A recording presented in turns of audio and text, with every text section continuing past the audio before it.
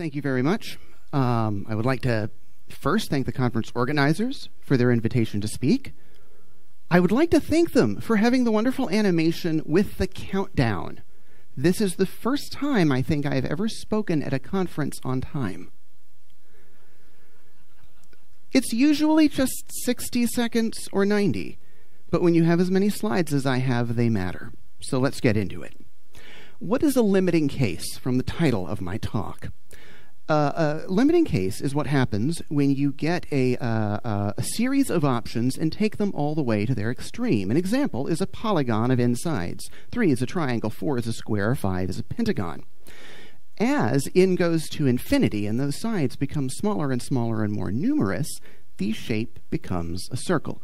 Thus, a circle is said to be the limiting case of the set of regular polygons. It's what happens if you take the idea to its extreme. I would like to argue, or describe, Python as a limiting case of C++. If you get all of the good ideas in C++ and simply clean them up by taking them to their extreme, I will argue that you naturally get Python as a result, just as the circle falls quite naturally out of the end of the series of polygons. I got interested in Python because in the 1990s I was undergoing a period, I will say, of divestment. I was getting tired of things. IRQs, for example. Anyone remember IRQs? Anyone remember IRQ jumpers? Anyone remember reading guides on how to make the IRQs on, like, your graphics card lower than on your disk so that your game's graphics would run faster? I got tired of malloking and freeing things around the same time that I stopped going in and setting the jumpers to manually tweak the IRQs on my machines. Both happened roughly around 1997. There's this point where you're new at things and you want to control all the knobs, and then some people remain fascinated forever with the knobs. I have a personality where I often, once I kind of get the point, am happy to have a machine take over some of the responsibilities of assigning IRQs. And I also was interested in a language, looking around in the late 90s, that would let me get on with the process of modeling a domain and solving problems in it, rather than worrying about where the computer had stashed my information in RAM. How could we simplify C++, but without repeating the sins of the old scripting languages? I don't know if you know any of them. Scripting language, I will just here define, for the purposes of this talk, as a language that takes the source as input. You give it the source, and it maybe internally does a compilation step, but it goes ahead and runs it without, which means that as the program is running, the compiler is still there. Because you run the compiler, it loads the source, does something with it, and then starts it running. It's still there in the background, most famously in scripting languages, where most of them support eval, the ability to construct a string that wasn't there, that didn't exist maybe. You assemble it. It didn't exist when in the program source code, and you ask for it to be freshly evaluated, lexed and tokenized and compiled and run as an instance of the language. Python, just for fun, it doesn't have to. Most scripting languages don't. It also goes ahead and lets you get into the low-level tokenizer, make syntax highlighters really, really easy to write if you don't have to break the text into symbols. And it also lets you get into the ASTs, which makes certain kinds of linters extremely easy to write. A lot of the pieces of a language ecosystem that often you have to do without are built in Python. We'll talk about that a little later. So let's say we're going to build something from the ground up. What should we do with its syntax? We do not want to make the mistakes of some other scripting languages. I remember I was never able to use Perl. Can you see why? It's that $sign. I knew immediately that Perl didn't know how computer languages work. The reason that you put $signs when you say, echo $name, so hello $user in bash, the reason the $sign is there is to mark $user as special somehow. because bash also supports you just typing literal words, echo and hello. But once you make the grand Copernican revolution of entering real computer programming where strings live inside of little quotes and don't splay themselves out across your file, the privilege of being a real programming language is the $sign goes away. It's noise, it's ugly, it doesn't need to be there if there aren't other words that the variable names could be confused with. So I was never able to get started with Perl. If we're going to design a programming language that's for serious programming, we can't have little $signs. What are we going to do? Syntax? Let's use C's. I mean, it works pretty well, right? Let's have assignment be an equal sign. Wasn't what all languages chose, but people are used to it now. But let's not make it an expression. Let's not let people, many of these people will be scientists and school children. It's not always the school children that are worse programmers. It's going to be scientists and school children using a general purpose language. Let's not let them mutate state in the middle of an expression. Let's promote assignment to being a statement.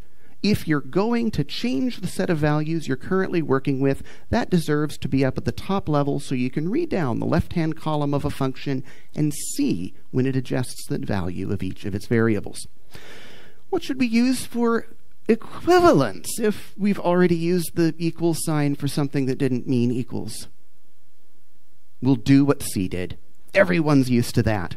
Plus, minus, multiply, we'll just steal all of the bitwise and arithmetic operators because they work fine and everyone is happy with them. We will have a little bit of fun, of course. What do you think of when you think of the percent sign? You think of string interpolation, of course. It just so happens that the modulo operator had a vacancy. It wasn't defined on strings. So we will go ahead and build in string interpolation into any expression you want to use it in by using the percent sign. It will even be easy to remember. We will have numeric expressions in different bases work exactly like in C, because everyone understands C. Strings, we will use backslashes just like C. Are you beginning to see the pattern? Control flow, what if we used if, else, while, break and continue? Fairly obvious meanings. Everyone's used to them. It will make the language easy to use. We will co-opt for to immediately be the iterator or range-based pattern that only has arrived in C++ more recently. But Python from the beginning had this syntax. For is what you use instead of a while loop to hide the math, the iteration, the linked list, or the incrementation used to deliver to you all of the items in a data structure whose details you don't need to know if the for loop in talking with the data structure is figuring out what to do. We will keep from C++ exceptions and exception handling that will make them vastly cheaper so they can be used as normal parts of processing. We will make item lookup a little fancier by supporting slicing, where instead of asking for one item, you can ask for a substring or a subpart of an array using a colon. And we will fix the original problem with C of the trailing comma. The story starts with Pascal, a horrible language that used semicolon not as a statement terminator, but as a statement separator. That meant that you had to put a semicolon at the end of every statement, but the last. It was a syntax error to put a semicolon on the last statement because it had no further statement to be separated from. That's the difference between a separator and a terminator, and it meant that whenever you tried to cut and paste and move lines around, your Pascal program turned into a syntax error. Until you went in and took the semicolon off the last line and put it on the one you've moved. K and RC, they were far better about statements, and they made semicolon a terminator, creating that beautiful symmetry where every single statement has a semicolon so you can move them around. Alas, then they dropped the ball. They made comma in static initializers a mere separator, which looks fine as long as everything fits on one line, looks quite normal, but as soon as your initializer gets tall enough that you switch it to vertical, you now have the same asymmetry problem from Pascal. Python was very early in making the not the statement semicolon, but the comma data separator optional at the very end of the list if you want to include it for symmetry. Now, Python made it completely optional in either context. You can leave it off horizontally or vertically, or you can put it in horizontally or vertically. Completely up to you. It can make it easier, by the way, for a program to generate the text. You know, if you're doing code generation, it actually makes it easier to generate that top line if there's a comma after everything. This did later come into C99 and C++11, the optional comma. Interestingly enough, Go is very persnickety. Have any of you used Go? One person. Has it ever complained at you about something that you typed? Go actually doesn't make it optional. If everything fits on one line, it's illegal to have the trailing comma.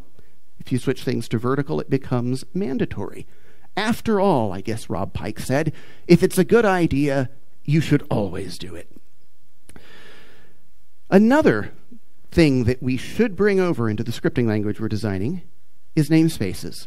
They're critical, they're crucial, they prevent the old nightmare of link time collisions of symbols that if you didn't write all of the libraries in question can be very difficult to resolve. But we're going to do it more simply. We're not going to let you arbitrarily name your namespaces. They will have the name of the file. If you write a file, foo.py, it is by definition a Python module, and the name of that module is foo. We're going to be even simpler. We're going to go down to only having one namespace operator. If I have a directory, my package, a file, my module, inside of which is a class and then it has some attributes, it is my package.mymodule.c.read, a universal operator which works on all namespaces, because after all, it's basically just busy work to have to remember to use different operators to do the same operation, looking in a namespace for a name. Don't worry, that doesn't mean in your Python programs that we're going to make you use the fully qualified name for a symbol like read. We will have several versions of the import statement that bring a module or a symbol in that module into your namespace that let you vary the amount of specificity, the amount of fully qualifiedness to the names, to wherever on the fully qualifiedness meter you want them. This means that automatically, without a single declaration, two load functions defined in different modules automatically are unable to ever collide. The fact that every module is its own global namespace, we call them module globals, means that static goes away. We don't need to there's no reason to be conservative and keep things out of that namespace. And it wouldn't be meaningful since all modules aren't sharing a namespace. We do have a little hat tip to one function that static used to perform, which is that if you put an underscore in front of a name in a module, it advertises to your fellow programmers that they shouldn't touch it. It's internal, only for internal use. No promise that it will keep working in the future, and also IDEs, editors, tab completion won't ever show anything that starts with a tab when you are programming. We're not going to bring over function overloading. Function overloading is very, very complicated, and we're going to solve the main problem it applies to more simply. We're going to allow optional arguments, which have a default, so you don't have to specify them, and keyword arguments that let you jump over all the defaults you want to keep in order to change one that you want to adjust. This means that you don't have to write, 2 to the n different versions of a function to handle all of the different combinations of arguments someone could want to give it. And more importantly, if you want to answer the question, which write CSV did I just call? Well, we don't do function dispatch. It will be the single write CSV that you can go find in that .py file with a simple search. We're going to do something, though, radical for scripting languages. We are going to give full access to raw Unix system calls. I don't know why scripting languages so often wanted to have their own little quirky ways to open a socket. They would have these strange little language ways of trying to let you do socket operations, and somehow they never got around to implementing all of them. They would do the 5 or 6 they understood and leave the rest off. Python, instead, in the basic modules that let you interact with the OS, copies in every single standard, in this case socket, function, system call. And this means that you can open your Stevens Programming in the Unix Environment book and pretty much just copy the calls into Python, and your pipes, your subprocesses, your forks, your execs, and your sockets work exactly as advertised. I don't know, Guido could have done this, the early contributors could have done this just because they were lazy, but it had a magnificent effect that you could transfer knowledge from C, C++, directly into Python because they hadn't bothered to try to re-explain how you should create sockets. And this was magnificent. Awk didn't let me create sockets. I don't remember Tickle letting me do it. Perl had some crazy way. This just looked like C. Having borrowed a number of things, though, there are a few things we're going to fix as we construct this simpler language.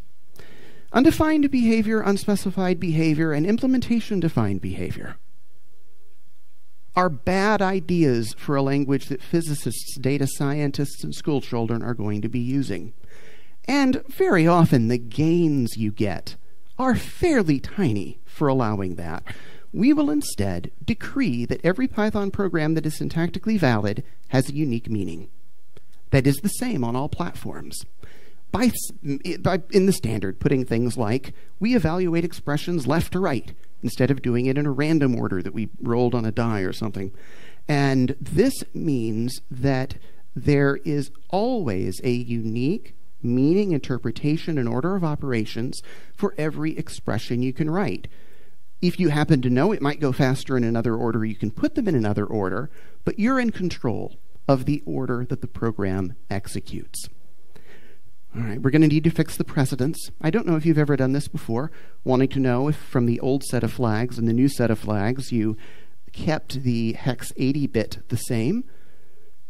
If you've ever tried writing this, you very quickly discovered that C thinks of this as, oh, let's compare in flags to hex 80, and then get the resulting 1 or 0 and AND it with both O flags and hex 80, giving 0. Oh, C. We're going to fix that, switch the priorities. The equivalence and inequality operators come after all of the arithmetic operators, meaning that the top expression is interpreted by Python as the bottom one. Eliminate a source of errors there. Readability is important. While plus and minus are familiar to people from math class, they might not ever have seen double ampersand before. So we are going to use words and or, so that instead of staring at symbols, people are to the extent possible staring at words that they recognize. And as a bonus, we're going to make them short circuit, just like in C++. But instead of returning 1 or 0, this always gets me when I come back to C++, we're going to return the last value that was evaluated. So you can say, if you're afraid that error.message might be an empty value, you can say error.message or the string error, and you will have returned to you the first one of those that is true.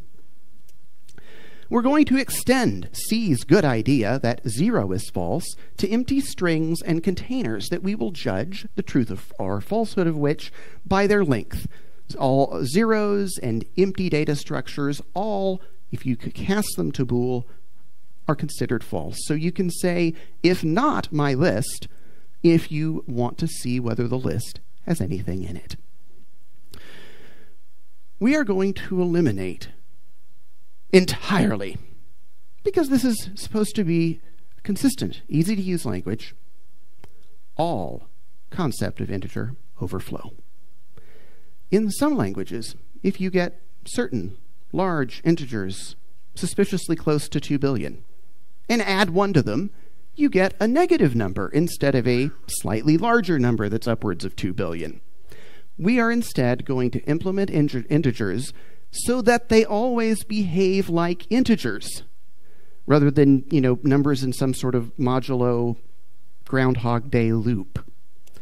After all, if this language is going to be used by physicists, by mathematicians, by statisticians, a physicist deserves, if they ask what 2 to the 257th power is, to get a big number. Come on, computers are good at numbers. This is basic stuff. And so we are going to have an integer type that always, always, always behaves until the size of the integer exhausts RAM.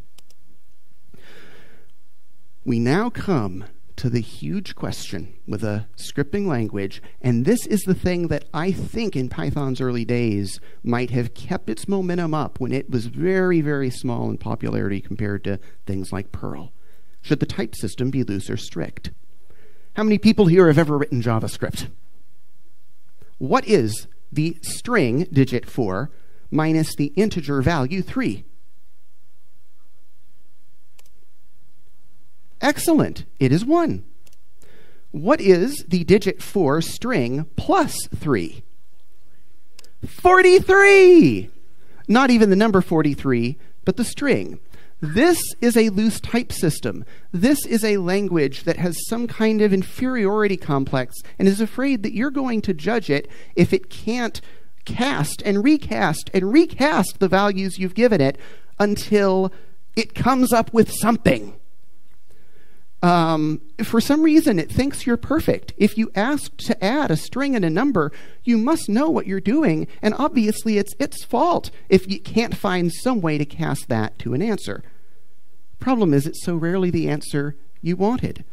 What is an empty array plus an empty array in JavaScript once all of the dust has settled and the casting is over? Exactly. It's empty string.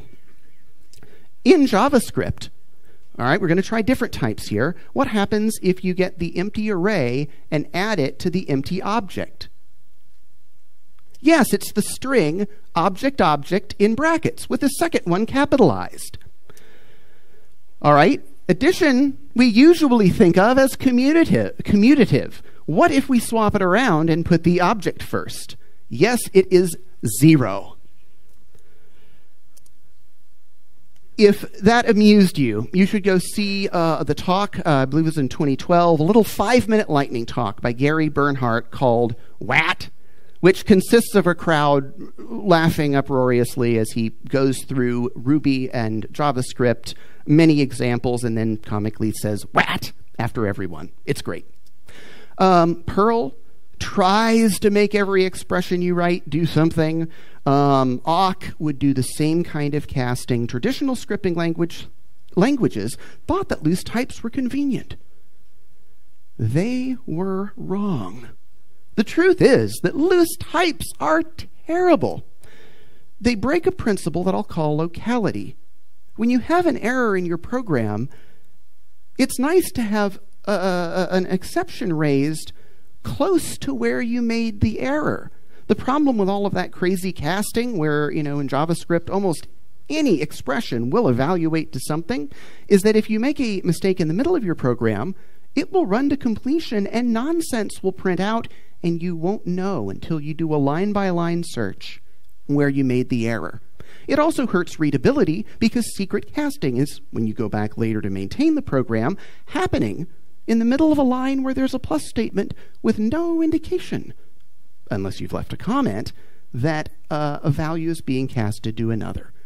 In Python, we believe that both of these, as they would be in C++, deserve to simply be errors, because it's easy enough to ask for the string 4 to become an integer. Maybe someone typed that in and you need to interpret it, or to have 3 turned into a string. This code is readable. You can maintain it later. It makes clear to you all the steps that are taking place to compute the output value. In Python, we believe that explicit is better than implicit, and that errors should never pass silently. We want to show you the line of code where you did something nonsensical instead of showing you nonsense when the program ends. Python uses a strict type system where for the most part, the only casting is we will let you add a float to an int without an explicit cast. Though even some days we're sad we did that, because it can confuse people that don't understand the limits of those two types. So, we're going to clean up that whole mess of how scripting languages traditionally did math. And it's time now to think about what variables are going to mean. In C++, you have a range of options, from having values living as automatics right on the stack, all the way out to the stack simply holding a pointer and the value being out in memory. For many of the tasks C++ is used for, it's important to be in control of that distinction. What if we just want to do one thing for Python and make it work? Obviously, you can't use pass by value. Huge data structures don't like being copied onto the stack. So, in Python, we're only going to use pointers. We're going to do a massive simplification and decide that every variable is a pointer to an object, without exception. If you say a equals 3, an integer object is created on the heap with 3 written in its bits, and your name, A, is made a pointer to it.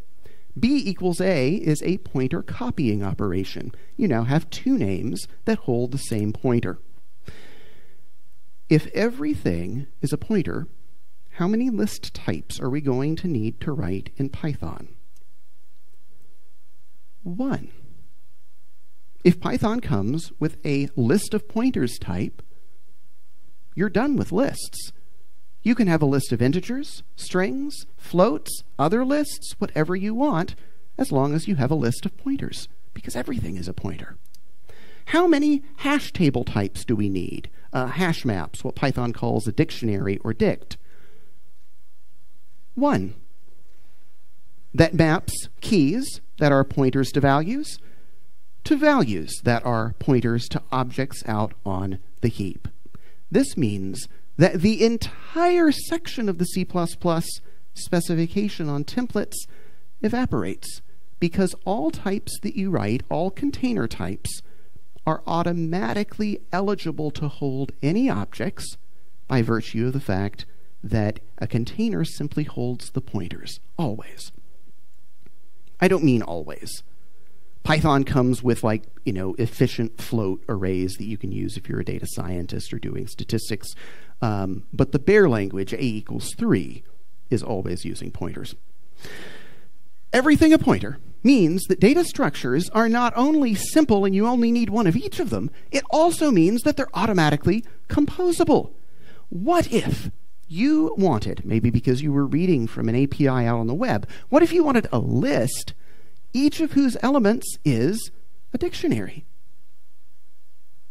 You just type it, and it works for free. The fact that all that a list stores is pointers means that you can build this compound data structure without declaring anything, asking permission. It just works. Oh, well, what if you want a dictionary whose values are lists instead of simple strings or integers? You just type it, and it works. Okay, what if you want compound hash map keys? I cheated a little by having that previous slide have the values. You can't use lists for the keys because a list can grow or shrink or have elements added or removed. That would change its hash value, which means that you wouldn't find it when you came back to the hash map. Hash maps only work with items whose hash value is stable. So, Python comes with a second built-in sequence that is immutable. Calls it a tuple. Tuple, tuple, I don't know, English. You use parens instead of square brackets, and once you've set it up, it can never change. This means it has a stable hash value and can be used as a compound key. By the fact that a few of you do not look immensely excited, I can tell that you have never tried using a scripting language that only allowed string keys to its hash map. Tuple dictionary keys solve instantly a terrible old problem in scripting, which was, let's say that I'm collating output. We use it at work, several different linters, and then we have to bring all the information together to show it to the developer. And let's say that the keys into a file are kind of heterogeneous. They're a file name, and the line that the linter message is about. If we don't have a way to create compound hash keys, we're going to have to munge all of the information together into a single value. You pick some delimiter, you turn the integer from being an integer into a series of digits, and you can kind of mush everything together. And it works great until you encounter your first file with a colon in the name. And then it breaks. And then you go back in and you remember, all right, we look for the colon from the right, so it's okay if there are other colons in there. And then it keeps working for a while. Then you're ready to sort these messages to show them to the user.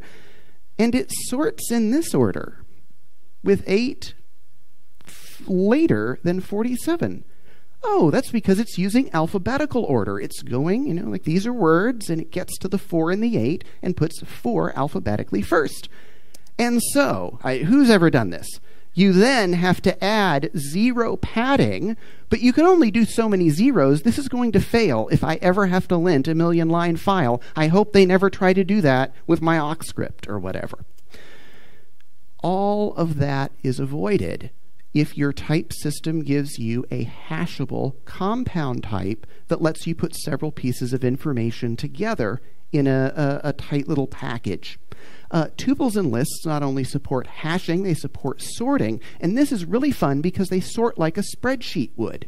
If you've ever gone into a spreadsheet and sorted by several columns, when you sort, if the first item wins the sorting contest, that determines the order. But if 2 items have the same first item, the sorting goes to the second. So you very, very naturally can collate heterogeneous data, last names and first names, in this, host names and port numbers, by simply putting them into tuples and running sort. Because we have tuples, all right, well, that lets us return multiple values, something that C and C++ inexplicably didn't allow, even though it's a stack. You can put as much stuff on it as you want when you return. Go allows it, but not historically allowed in C and C++. And we went ahead, and it's so common to return several values that we added to the assignment statement the ability to unpack a tuple into several names so that you don't have to use a single name and then index address to find the first and the second thing in that sequence. A side effect is that swapping becomes a single line. This is less important than I used to think. I was so excited about this when I saw Python in the 90s, because in the languages I had been using, it always took at least 3 lines in order to do a swap, because you had to have a temporary variable. I mean, okay, or you could use semicolons, put them all on 1 line. But the point is, it becomes trivially simple if creating little bundles of information and out of names and unpacking them back into names are both natively supported by your syntax. In fact, everything as a pointer means functions and types can become eligible data. Who's ever seen the Design Patterns book by the Gang of 4? Several of you. It has all kinds of complicated ways, because it is complicated in some languages, to try to parameterize the choice of an object by data at runtime. How do you let a piece of data choose which type you instantiate or what routine you call? Since functions are simply objects with an address, and remember, hash maps can hold addresses.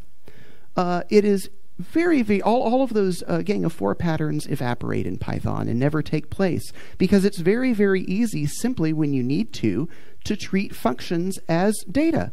Put them in a data structure, pull them out later, and call them. You can also put types, because they have an address, into a hash map and let data at runtime let you decide what class to instantiate. David Wheeler once famously said, "All problems in computer science can be solved by another level of indirection." You can think of Python as your friendly level of indirection, as C++, but where, again, instead of forcing you at every moment to be thinking about where along a continuum of automatic to pointer and heap you want to put each piece of information, it encourages you to simply When you first write your program, until you've compiled it and found if there's genuinely a hotspot in there, it encourages you to simply use an everything is a pointer level of indirection, and so many problems in computing suddenly become much simpler. Everything is a pointer. All right, what are these pointers going to point at? What uniformity can we create in the things pointed to? C++ has many types. I know something simpler we can do. Let's have one type. People who do type algebra always shake their heads and say Python just has one type. I think that's a good thing because it creates a uniformity, which again makes the language very simple. Every single Python object. Now, understand, I'm kind of lying. I'm talking about the basic version of Python called CPython, written in C, that you would download from the Python website. The things I'm about to say are true of it. They are not true of PyPy, the just-in-time compiled version of Python, where all the objects disappear and it becomes unboxed floats and ints on the stack anyway. This isn't true of versions of Python that run on the JVM. It's not true of MicroPython, which was recently created for the little computers that are handed out now to British school children, where many of these types, small integers, small strings, are just stuck directly into the pointer. Hey, 8 bits is a lot. 8 bytes is a lot, right? Why not just store all your data in the pointer? Those lower 2 bits are always 0 anyway. Why not just use them to encode, hey, this isn't really a pointer, this is the integer itself. I am describing, what I'm doing in this talk is I'm using the basic simple version of Python that's always been the standard one you download from the website, the one that interfaces with C and C++ the most seamlessly.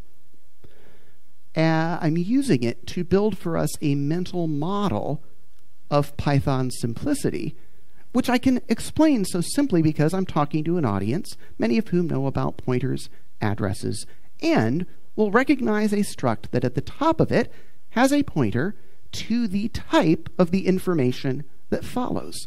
Python, the language runtime, is not very opinionated about what comes after that type object pointer. All it requires is that all of these pointers pointing to Python values start with, depending on your platform, 4 or 8 bytes of pointer that gets Python to a type object, which tells Python the rest of what it needs to know about that object. What does type object look like? It is all of the abilities that an integer, a float, a string, or a custom type needs to have in order to have all of Python's syntax, plus, minus, item lookup, occur. It has a getAttr, a setAttr, in case you try using index lookup using square brackets. It has new because you need to create them. It has free because you need to get rid of them. Add and subtract because you might use plus and minus. Rich compare so that you can do greater than and less than. Each type implements, on Python's behalf, the operations that know how to get into that payload that follows the type pointer and interpret it correctly to do all of the things an integer or a string should. This is a radical difference, I will admit, from C++. In C++, types belong to names. Int a equals 3. It is a that is an int. In Python, types instead are on the other side of the fence. They belong to values. A is just a pointer. The type is out on the thing pointed to. That's why it's called a dynamic language. That's the definition. We're only going to support 2 pointer operations. One, and you'll note they are both entirely safe operations, is copying. You can say A equals B and make a copy of the pointer, or copy the pointer into the slot of a list, or copy the pointers to a pair of strings into a corresponding key and value in a hash map. Copying pointers can never affect the safety, of course, of your program. Copying is safe. Second, the only other thing you can do is call one of those methods in the type object. Python code can only interact with a built-in object, an integer, a string, through its methods, which means there's no danger that anything your Python program might hit an error and crash and get a nice traceback, but it is never going to corrupt memory because you can't get inside of those objects, you can only ask their methods. They are fully encapsulated. Ask their methods to go and perform operations on them. A question that might be latent in a few of your heads, so I'll answer it, is, well, wait a minute. If when you say n is 3, you now have a pointer to an object 3 out on the heap, and then I pass it to some function, as I'm wont to do, I pass in. If it's a pointer, what is to stop some function from changing what my variable n means? It means 3 for me before I call the function. What's to stop my strings and integers and floats from just suddenly changing their value after I've passed them to someone? The answer is that Python only lets you call methods, and int, float, and stir choose to be implemented as read-only. They don't implement a set operation. Once you have a 3, it will remain 3 because you have no way to touch it or change it until it is finally deallocated. Immutable int, float, and string provide the semantics of C++ automatic variables, where you say n equals 3 and expect it to stay there, in an everything is a pointer language where things might have been otherwise had it not been as carefully designed. Uniform types and methods, by the way, as we saw in that type object, make generic operations easy. Min, max, sum are all just built-ins. You don't even have to import them. They're always in scope, and you can call them, and they work seamlessly on any kind of value that implements inequality for min and max, or addition for sum. So we've described what objects look like. How do you create them? This is a question of syntax because, of course, C++, for example, has at least three different ways to get an object created and instantiated. Well, if you've seen my pattern so far, as you could guess, we're going to choose one of these. Looking at these, you know from your Gang of Four book that the factory, the arbitrary callable that's going to give you back a pointer, is the most general, that can apply to the most situations of all three of these patterns. So Python chooses that one. The only creation pattern Python supports is the factory, where you call a function and you get back an object. Factories have the additional happiness in a language where we want the syntax to be as simple as possible, that it requires no additional syntax. We already support the function call with parens. A factory just happens to be a function that returns a new object rather than an old one. And what we're going to do, you already saw this, though it passed fairly quickly when I did typecasting earlier. The rule is this. We're going to make each type its own factory. You can, of course, go write as many other factories as you want that do interesting and custom things while creating an object. But int, the type int, is callable like it's a function, and it builds integers interpreted from the input that you give it. Float, stir, or homemade classes you write yourself all support the factory pattern. They are callables that give you an object. With no additional syntax, we support arbitrary complexity in how objects behind the scenes are created. Because we did use a great idea from C++, you saw it earlier, that each type defines how its new operation works. This lets us use arenas. And I apologize for speaking previously as though we go malloc an integer when you say 3. That would be silly. Don't call malloc. Integers, since they're all, unless they're very big ones like 2 to the 257th power, since integers mostly fit into 32 or 64 bits, we go ahead and we do a single malloc of, say, 1,000 integers. 1,000 little structs, all ready to hold an integer. It's called an arena. That's used in C++ as well. So as you're asking for new integers to be created with math, they're often just sticking their value into a pre-made integer object whose address you're returned. This also lets us implement flywheels. When Python initializes, it goes ahead and pre-creates the integers. Well, it depends on the implementation. CPython -12 through 256 are pre-created as little flywheel objects. That's a gang of 4 pattern, where if I say n equals 3, it doesn't really go create a new 3. It just hands me the 3 object it always has sitting around, because small integers turn up so often in programming. What about null? It creates complexity. So, nope, we outlaw it. The syntax provides no mechanism for creating a null pointer. This means that, unless a C library you're using misbehaves, segmentation faults become impossible. I pretty much haven't seen one in 20 years of my Python coding.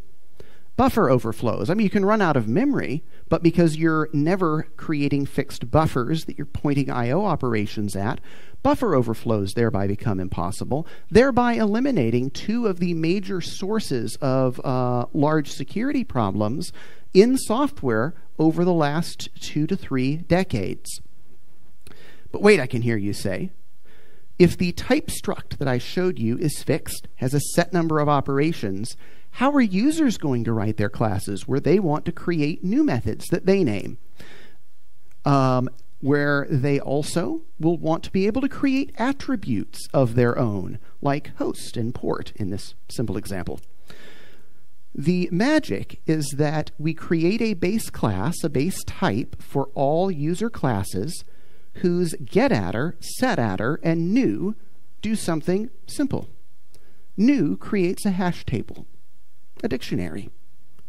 setAttr puts something in the dictionary, and getAttr gets something out. User classes are allowed to have whatever methods, whatever attributes they want, because they're not backed by C-level structs. They're backed, unless you do special things to increase the performance, by a hash table. What of the concepts and all of the rules in C++ around private and protected? For a scripting language, we're going to throw them overboard. We already have in the built-in types utter privacy, utter encapsulation where it really, really counts. Language integrity in Python is considered the only excuse for hiding details. Ints, floats, and strings don't let you manipulate their bits. They are opaque. User class attributes, however, are entirely public. You can put an underscore in front of one of them to warn people away from it, but Python made a big bet for the early 90s when protection was a big deal. Back then there was this belief that the reason we write big, buggy software that falls over is because we don't have enough private variables. I think that 20 years private variables have shown that that's not the only reason we were writing big software that falls over. Python elected to not even opt into the complexity, and it hasn't ever really hurt us. All right, memory management. All right, if we're creating things out on the heap for integers, floats, when do they go away? We chose the most general pattern we could find that had good and immediate performance and predictable behavior. Everything is a shared pointer. That means that the earlier struct I showed you was a lie, but a necessary lie, because a talk must tackle its topics in some order. In fact, there is also a reference count in CPython, not in all other implementations, but in the simple version that uses malloc and can interact with your C code, there is a reference count as well at the top of every single object. When the reference count drops to 0, that is when you know it is safe to deallocate. Reference counting is kind of nice in a lot of ways. It is instant. As soon as the count drops to 0, memory is freed. It also provides good locality. Garbage collection has this horrible problem that as you're creating lots and lots of new objects, they're all getting created out in new memory that is not in your processor's cache yet, leaving stranded in your cache all of the objects that you're done with, but the garbage collector is not going to discover for a few seconds, because the garbage collector tends to come along a good deal behind you in discovering when things are freed. Reference counting can give you a runtime that in many cases has very good performance, because yes, you might be boxing everything in a struct, but you're often using again the integer you just freed for the next integer you produce. So it's still sitting in the cache, and if you've heard any talks lately on processor performance, you know that in most applications, processors these days are not doing anything. They're sitting blocked on the level 1 and 2 cache. So we found reference counting it's just simple, predictable. It doesn't tend to grind the program to a halt randomly. Doesn't use lots of extra memory because things are freed immediately. Again, caveat, all that I'm saying is only true of our runtime that's built to interact with C. MicroPython has other approaches to pointers, and in PyPy, it runs a loop a few times, says, wait a minute, these are all integers, and compiles it down to integer machine code instead. However, no matter how smart one of these implementations tries to get, the mental model I am building for you of this simplification of programming always applies. It is always okay to think about your program as names and values, pointers to objects, even if some runtimes are going to secretly stop using objects when they know it's safe. What then, in our attempt to create a simple programming language for everyone, but yet that is powerful enough for professionals, what are the patterns that we got wrong as we tried to figure out how to use the new set of tools we'd created? First, the Python 2 type system, which did become even stronger in Python 3, had some problems in it. We thought, examples I showed you of loose type systems, we rolled our eyes and tried to do better and failed. We fixed a lot of problems, but for example, Python 2, if you tried to combine a plain byte string with a Unicode string that can have several byte characters, it would just go ahead and, without asking, coerce the byte string using, I think, whatever the local encoding was when Python started, to a Unicode string. This is exactly the problem with websites written in Python 2 is they work great in English. They do not tend to work well once they are encountering byte strings that converted to Unicode just fine using a West Coast, typeset when only Americans were using it, but then they break when this automatic conversion is beginning to get binary bytes in those incoming strings when people are typing their names. So in Python 3, it was adjusted to the bottom example. It is now a type error like we now recognize it always should have been. Back in Python 2, something slipped through. Comparisons, if they were given completely different kinds of things, would just put all the integers on one side and all the strings on another. This means when a naive program puts a bunch of numbers in a list, not realizing that some of them are strings and some are ints because the programmer hasn't quite learned yet, they come out in a surprising order instead of doing what Python really says it should, which is raising an exception to let you know you did something nonsensical. Python 3 took away from all of its inequality operations any willingness, except, again, for floats and ints. It will compare those. But otherwise, it stops and tells you that you've asked it to compare unalike things so that you can go in one way or the other and explicitly fix your sequence. Finally, programmers, given a dynamic language, overused dynamicness. And wow, especially back in the 90s, they did it a lot.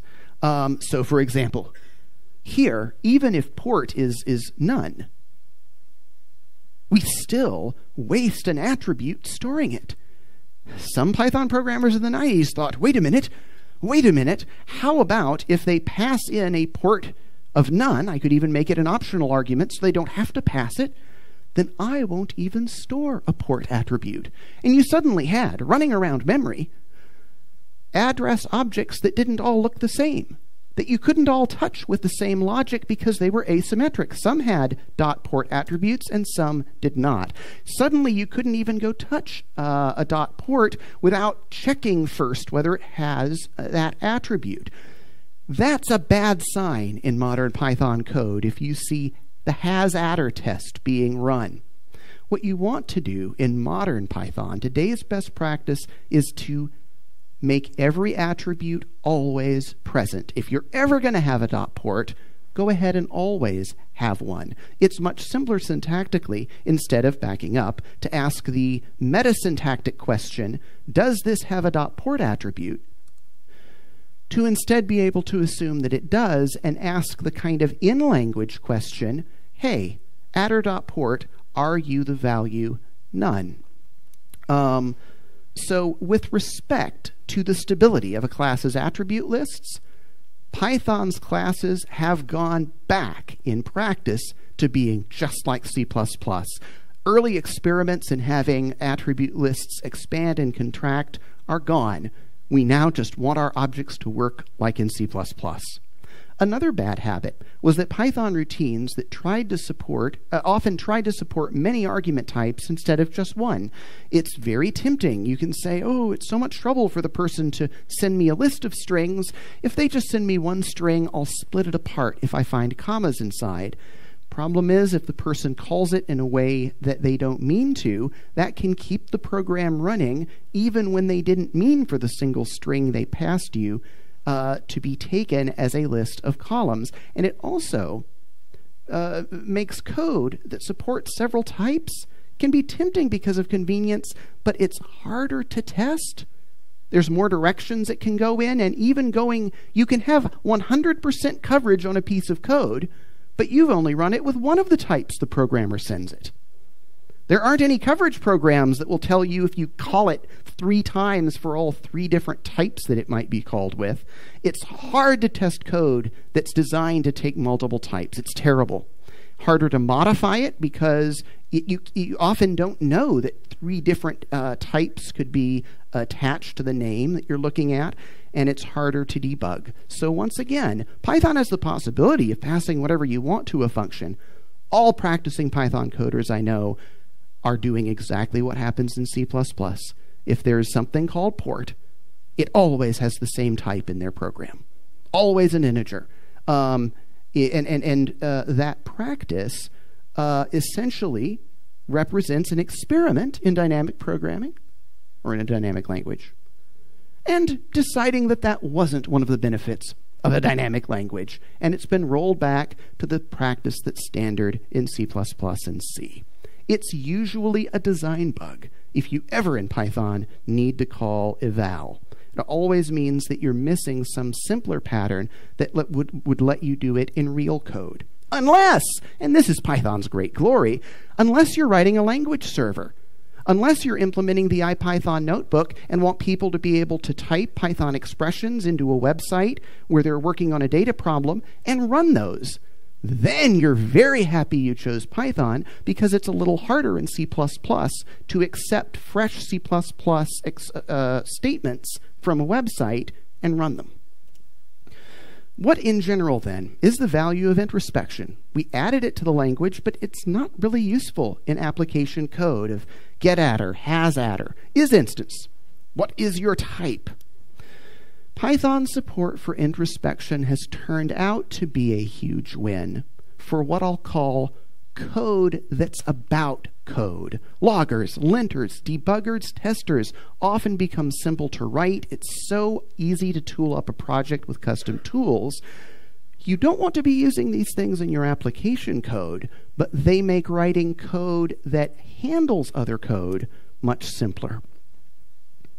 I'll end by saying that we are living through a great age of consolidation of programming practice. 20 years ago, I couldn't have said shared pointer, and with a single name communicated to every C++ programmer the way that Python does reference counting. Today, I can.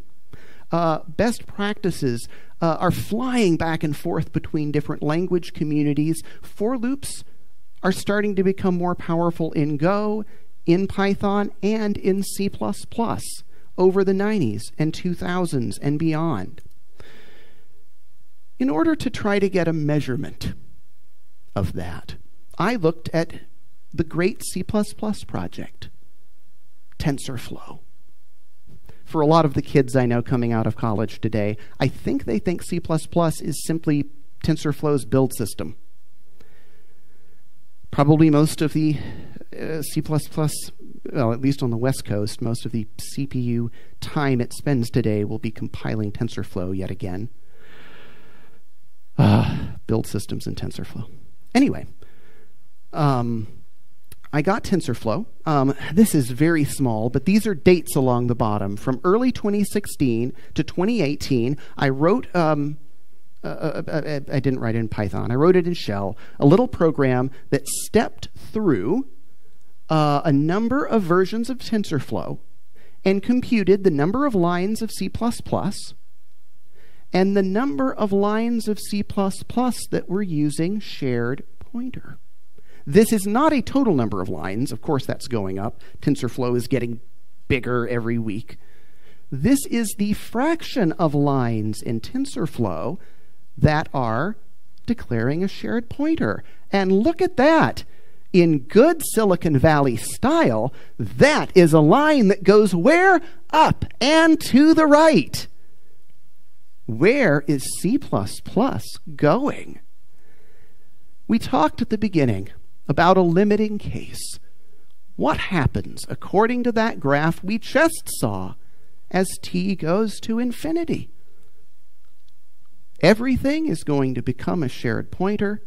In the end, even C++ becomes Python.